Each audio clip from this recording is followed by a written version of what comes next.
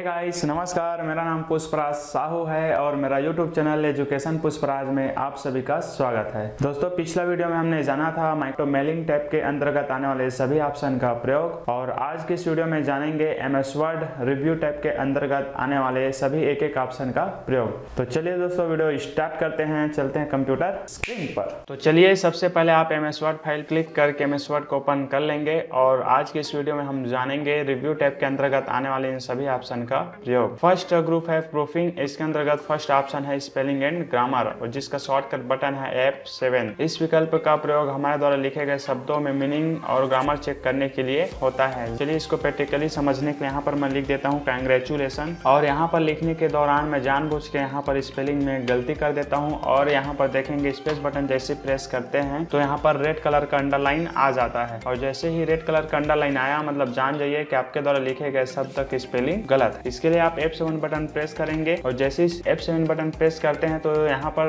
Confirm कर लेंगे कि भैया इसका स्पेलिंग कौन सा सही है। तो ये देखिए सजेशन कर रहा है, उसके बाद ये है तो सिलेक्ट करिए, उसके बाद चेंज पे क्लिक कर लेंगे और उसको सुधार कर लेंगे। तो इस प्रकार अपने द्वारा लिखे गए त्रुटि को सुधार कर सकते हैं। चलिए नेक्स्ट ऑप्शन फिर समझते हैं। नेक्स्ट ऑप्शन है रिसर्च एंड थिसरस। तो इन दोनों का प्रयोग सिलेक्टेड शब्द का समानार्थी शब्द ज्ञात करने के लिए होता है, या फिर मिलता जुलता शब्द ज्ञात करने के लिए। तो चलिए यहाँ पर जैसे मैं उदाहरण के लिए लिख लेता हूँ गुड। अब गुड से रिलेटेड शब्दों को आप जानना चाहते हैं कि इसको और क्या कहते हैं, तो आप थिसरस पे रिसर्च पे क्लिक कर लेंगे और इस प्रकार से उसका समानार्थी शब्द ज्ञात कर सकते हैं। जैसे कि यहाँ पर सुपीरियर है, फाइन है, एक्सीलेंट है, फर्स्ट क्लास है, ये सब इससे मिलता जुलता नाम है। यदि आप उसको कन्वर्ट करना चाहते हैं, चेंज करना चाहते हैं, तो यहाँ पर माउस का राइट बटन क्लिक करें और यहाँ से कर लेंगे इंसर्ट। इस प्रकार से आप चेंज भी कर सकते हैं। तो चलिए नेक्स्ट ऑप्शन की ओर आगे बढ़ते हैं। नेक्स्ट ऑप्शन जानते हैं ट्रांसलेट। तो ट्रांसलेट उतना यूजफुल नहीं है, तो इसको मैं रहने देता हूँ। चलिए नेक्स्ट ऑप्शन फिर समझते हैं। नेक्स्ट ऑप्शन है ट्रांसलेट। तो एक भाषा में लिखे गए शब्द को दूसरे भाषा में क्या कहते हैं ये चेक करने के लिए होता है, और ये ऑनलाइन होता है, इसलिए मैं इस ऑप्शन को रहने देता हूँ। आगे बढ़ते हैं नेक्स्ट ऑप्शन की ओर। नेक्स्ट ऑप्शन है वर्ड काउंट। तो इस विकल्प का प्रयोग हमारे द्वारा लिखे गए शब्द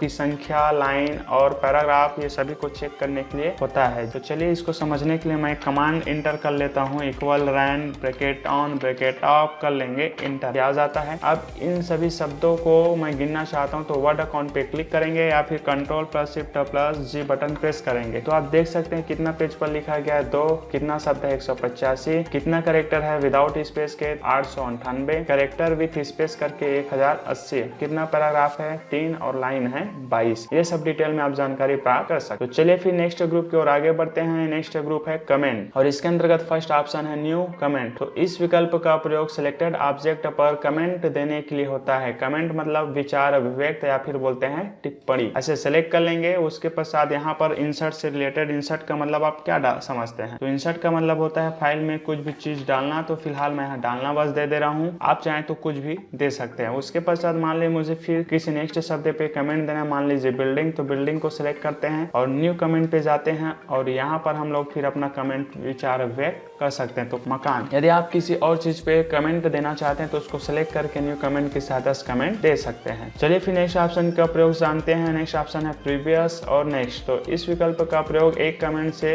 दूसरे कमेंट पर ऐसे जाने और वापस आने के लिए होता है। और डिलीट कमेंट का प्रयोग होता है हमारे द्वारा दिए गए कमेंट को डिलीट करने के लिए। तो मैं इसे delete all comments in document की सहायता से एक बार में उड़ा देता हूँ। चलिए नेक्स्ट ऑप्शन की ओर आगे बढ़ते हैं। नेक्स्ट ऑप्शन है ट्रैकिंग ग्रुप। इस ग्रुप के अंतर्गत फर्स्ट ऑप्शन है ट्रैक चेंज, और इसका शॉर्टकट बटन है कंट्रोल प्लस शिफ्ट प्लस ई। इस विकल्प का प्रयोग हमारे द्वारा लिखे गए फाइल में किसी दूसरे व्यक्ति के द्वारा किए गए एडिटिंग को हाईलाइट करने के लिए होता है। तो चलिए जानते हैं। पहले इस फाइल को मैं कंट्रोल प्लस एस बटन दबा के सेव कर लेता हूँ। लोकेशन डेस्कटॉप ले लेता हूँ और फाइल का नाम लिख देता हूँ आज सैटरडे 1। उसके बाद सेव कर लेंगे। अब जैसे ही देखिए मैं सेव करके बाहर चला गया, कोई बंदा इस फाइल को ओपन करता है, इसमें कुछ भी चीज लिखता है तो जनरली हमको पता भी नहीं चलता है। यदि आप चाहते हैं कि भाई मेरे द्वारा लिखे गए फाइल में कोई दूसरा व्यक्ति एडिट करता है तो अलग से हाईलाइट हो, तो हम लोग ट्रैक चेंज पे जाएंगे, और यहाँ ट्रैक चेंज पे जाके बस आपको क्लिक कर लेना और कंट्रोल एस करके बाहर आ जाएंगे। अब आपके द्वारा लिखे गए फाइल में कोई दूसरा बंदा ओपन करता है और इसमें कुछ लिखता है, तो देखेंगे इस प्रकार से हाईलाइट हो जाता है। इसे टेम्पररी बोला जाता है, क्योंकि अब जो सामने वाला बंदा समझदार रहेगा तो ये इसी ऑप्शन में जाके ये ट्रैक चेंज पे क्लिक करके उसको नॉर्मल कर सकता है इस प्रकार से। तो चलिए हम लोग नेक्स्ट ऑप्शन की ओर आगे बढ़ते हैं। नेक्स्ट ऑप्शन है बलून और शो मार्कअप। तो सरल शब्दों में इस विकल्प का प्रयोग न्यू कमेंट और ट्रैक चेंज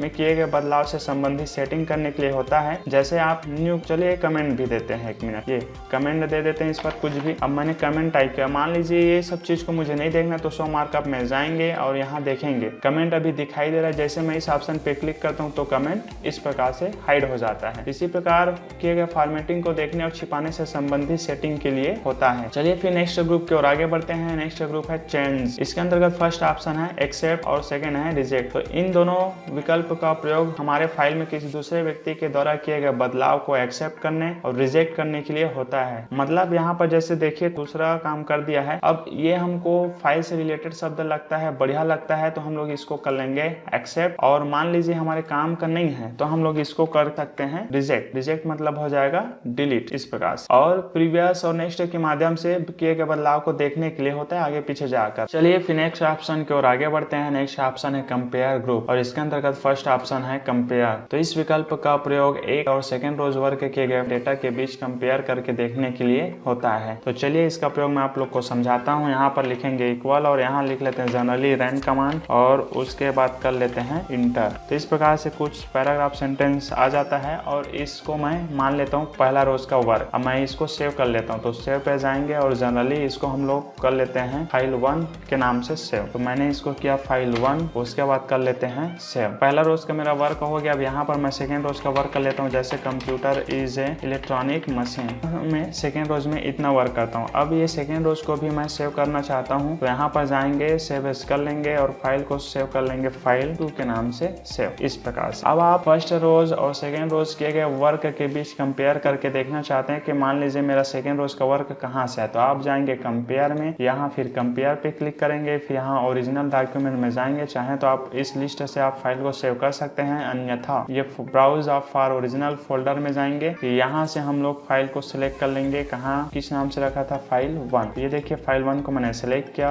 ओपन करेंगे। उसी के बीच फिर यहाँ जाएंगे, फिर या तो आप इस लिस्ट से सिलेक्ट कर लेंगे फाइल 2 या फिर आप चाहें तो इस फोल्डर से भी ओपन कर सकते हैं। तो चलिए मैं इस लिस्ट से इस फाइल को सिलेक्ट कर लेता हूँ, करते हैं ओके। तो देखेंगे आपको कंफर्म कर देता है कि ये जो हाईलाइट हुआ अलग से यही आपका सेकेंड रोज का वर्क है। अब यहाँ पर नेक्स्ट ऑप्शन की ओर आगे बढ़ते हैं। नेक्स्ट ऑप्शन है शो सोर्स डॉक्यूमेंट। तो यहाँ पर आप ये फाइल को अलग अलग तरीकों में देख सकते हैं इस प्रकार से। चलिए मैं इसको क्लोज कर लेता हूँ और नेक्स्ट ऑप्शन की ओर आगे बढ़ते हैं। नेक्स्ट ऑप्शन है प्रोटेक्ट डॉक्यूमेंट। इसके अंतर्गत फर्स्ट ऑप्शन है रिस्ट्रिक्ट फॉर्मेटिंग एंड एडिटिंग। इस विकल्प का प्रयोग फाइल को पासवर्ड की सहायता से लॉक और अनलॉक करने के लिए होता है, या फिर बोल सकते हैं रीड ओनली फॉर्मेट में सेव करने के लिए। तो सरल शब्दों में आप आ जाएंगे एडिटिंग रिस्ट्रिक्शन पर और यहाँ क्लिक कर लेंगे और यहाँ आप चाहें तो ट्रैक चेंज वगैरह को भी कर सकते हैं। मैं यहाँ सीधा कर लेता हूँ रीड ओनली नो चेंजेस और यहाँ पर पासवर्ड दे देंगे यस और यहाँ पर पासवर्ड दे देते हैं 1 2 3 और उसी पासवर्ड को फिर से री इंटर कर लेंगे 1 2